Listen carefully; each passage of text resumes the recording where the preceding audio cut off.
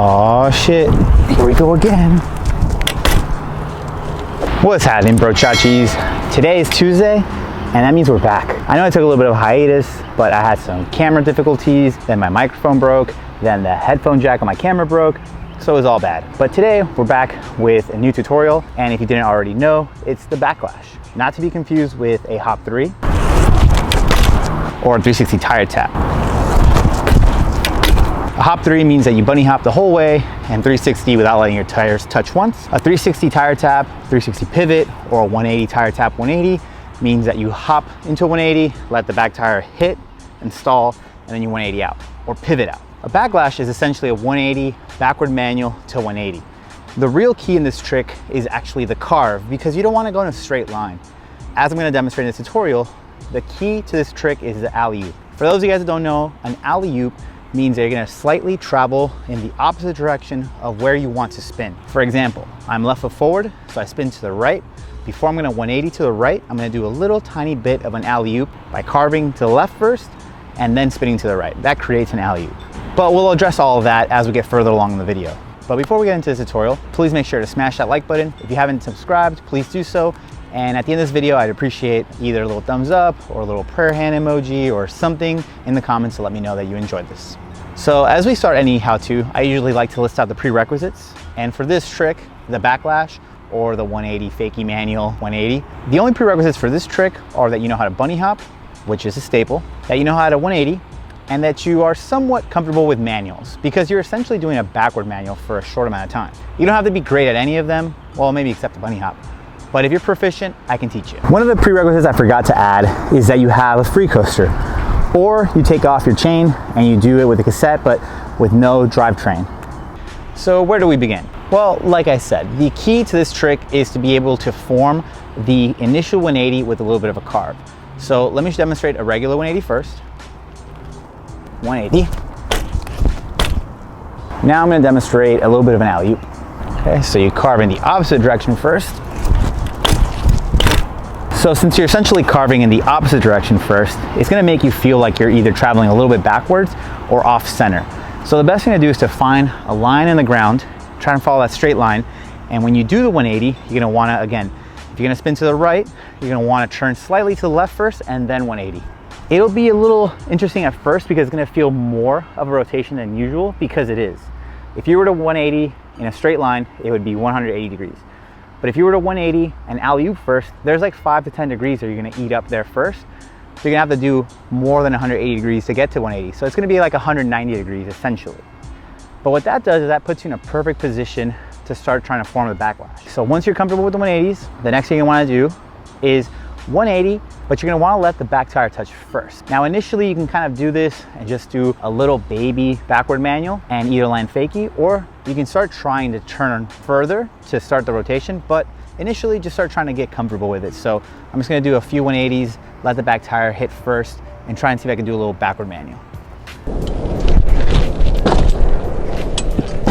The difference is that a Backlash versus a fakie traditional manual means that you would have to pedal backwards, because if you have a cassette, it doesn't allow you to go backwards without that freedom. So with the Freecoaster, it does, unless it engages, which happens sometimes. But yeah, make sure you have yourself a Freecoaster, a shadow one at that. Okay, so I'm gonna form a few more of these 180s and just try to do a little fakie manual. Then after that, we're gonna start focusing on how to get in the right position to complete the full 360.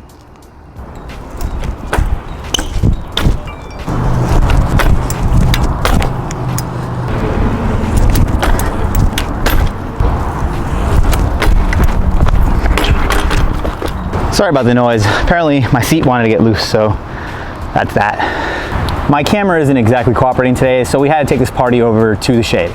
So once you're comfortable doing a little bit of a backward manual out of a 180, you're pretty much ready to start trying the Backlash. Now, I'm left foot forward, so I spin to the right. If you're right foot forward, you'll spin to the left.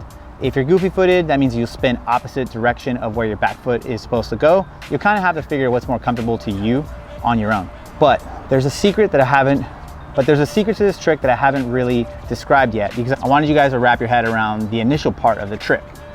Now, in a traditional 180, you follow a straight line and you 180 degrees.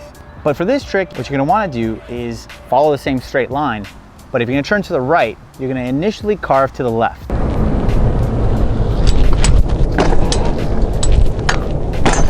but it's very important that for this trick, you under rotate.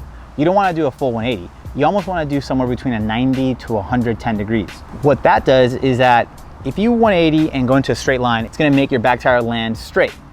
And if you do that, then you're gonna go in a straight backward manual. But if you under rotate, let's say 90 to 110 degrees, that means that when you land in that 90, it's gonna force your back wheel to carve in a half circle. And what that does is that it puts you in a proper position to be able to then 180 out of that spin.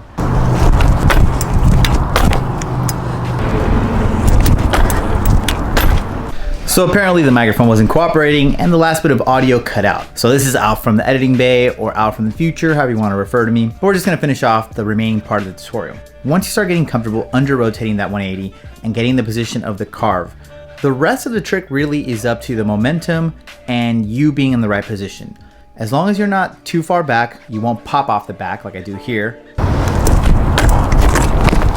And if you don't get the pop right, then the carve itself will finish the rotation as it does here.